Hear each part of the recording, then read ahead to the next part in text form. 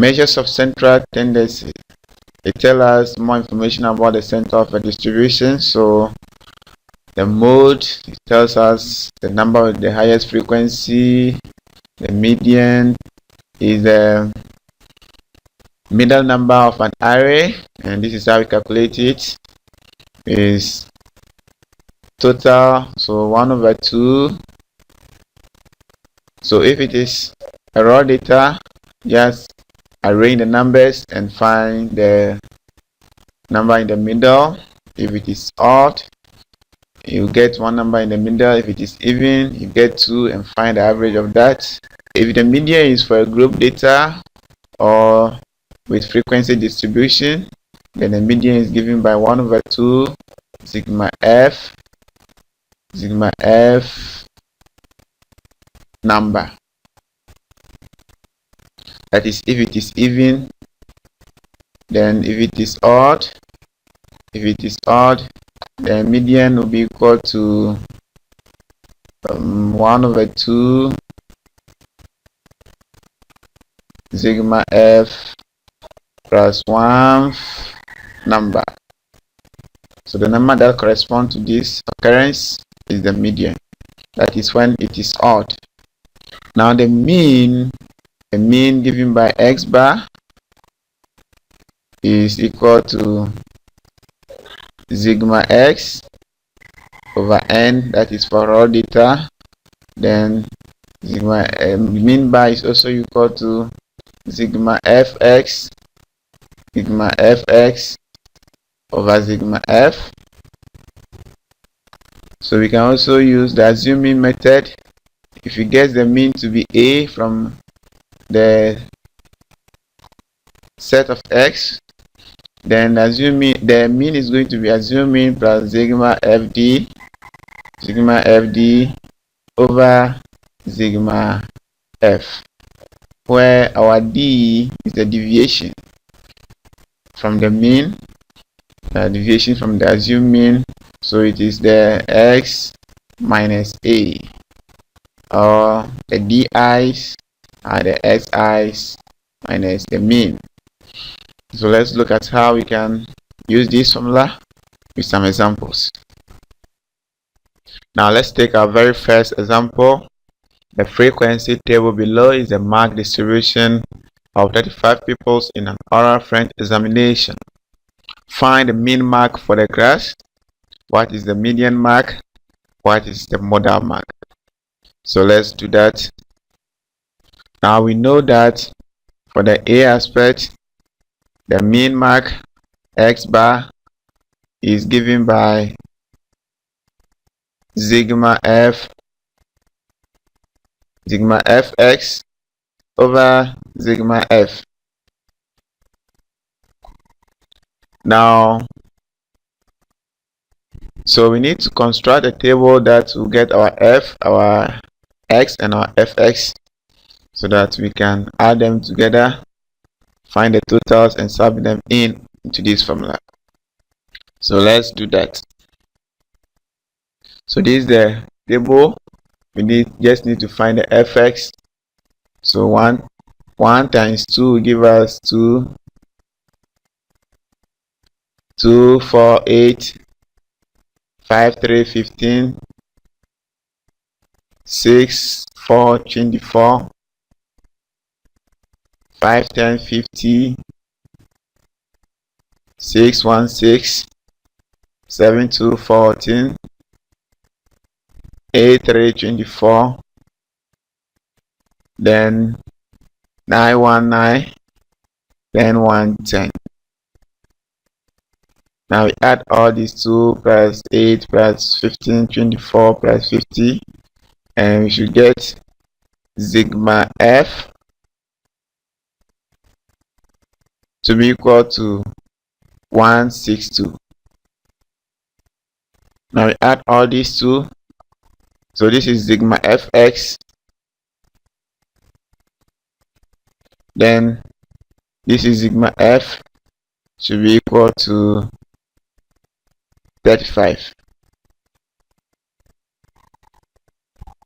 So now our mean will be equal to 162 over 35, and this will be equal to 4.63 to 2 decimal places. Then, so 4.63 to 2 decimal places, that is our mean. Then now the B, so this is the A aspect. The B aspect, you're supposed to find the median mark. So we know that this time the summation of the frequency is odd. So our median mark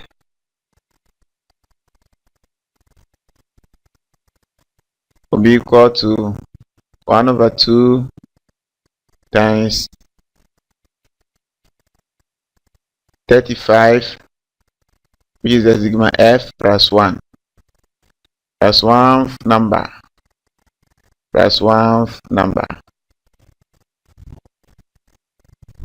So this will be equal to half of 36 is 18. So 18th number. So we go to our table, or you can determine from here too. But we go to our main table. Then we add the frequencies either from top or below. So 2 plus this plus 4 give us 6, 11. This will give us 17. So the 18th occurrence is here. Then add it from below to, we have 1 plus 2. This will give us 2, 5. Then 7. This will give us 8. So 18th occurrence is also here.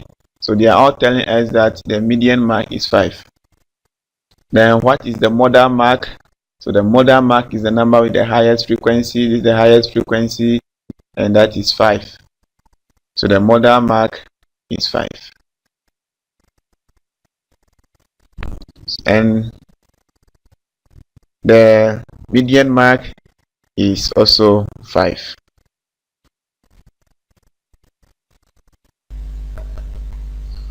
Now let's take this question. The histogram shows the height of a group of students in a school. Use the histogram to construct a frequency distribution table. What percentage of the students have their heights between 159.5 centimeters and 164.5 centimeters? Calculate the mean height. Now we know a frequency distribution table has the class interval and the frequency.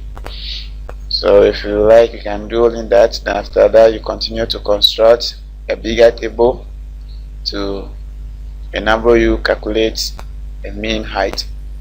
I'm going to do all together at once.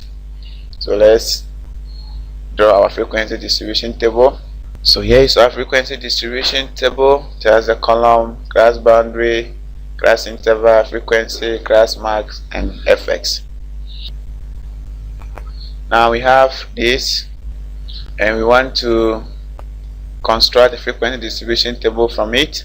So what do? You know, this is the least mark is 144.5 to 149.5. That is the first boundary.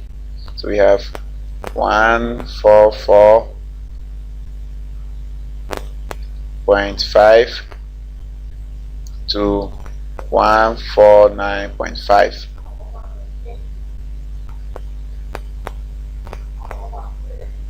Now we need to convert this class boundary to a class interval. So when we are converting from class interval to class boundary, we subtract from the lower class boundary and add to the upper. So to do the opposite, we now subtract. We now add to the lower class boundary, so that will give us 145 to 1, and subtract from the upper class boundary. That will give us 149.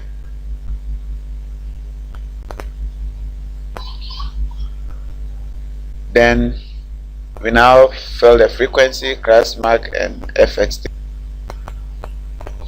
So now the frequency of the first class boundary over here is 0. So we have frequency here is 0. Obtain the class mark, which is the class midpoint from the class interval. So it is 145 plus 149 divided by 2, and that will give us 147. 147. Now you multiply the frequency by the max to obtain 0 over here. For the second class boundary, we have 149.5 to 154.5. 149.5 to 154.5. We now add to the lower class boundary, that which will give us 150. Then we subtract from the upper class boundary, which will give us 154. Now the frequency over here, over this boundary, is 4. So we have 4 here. Now we calculate the class marks from this interval, which is 150 plus 154 divided by 2, and that will give us 152. 152. Then we multiply the 4 by 152 to get 680.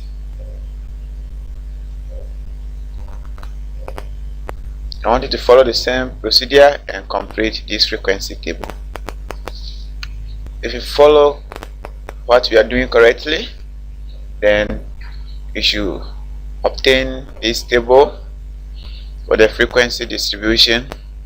Then now we calculate the total over here. So let's find the sigma fx.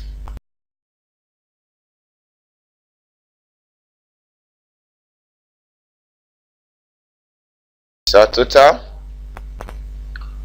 Then for the sigma f, if you add all these, you should get 40. So sigma f is equal to 40.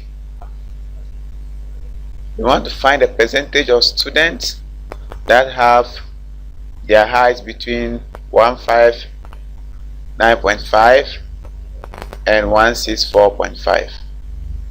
So we have how many students over there? 159.5 to 16. We have, that is 9 students over there. We have 9 students over there. So the percentage will be equal to number of students in that class, which is 9, and we have the total frequency to be 40. Total frequency of 40 times 100%.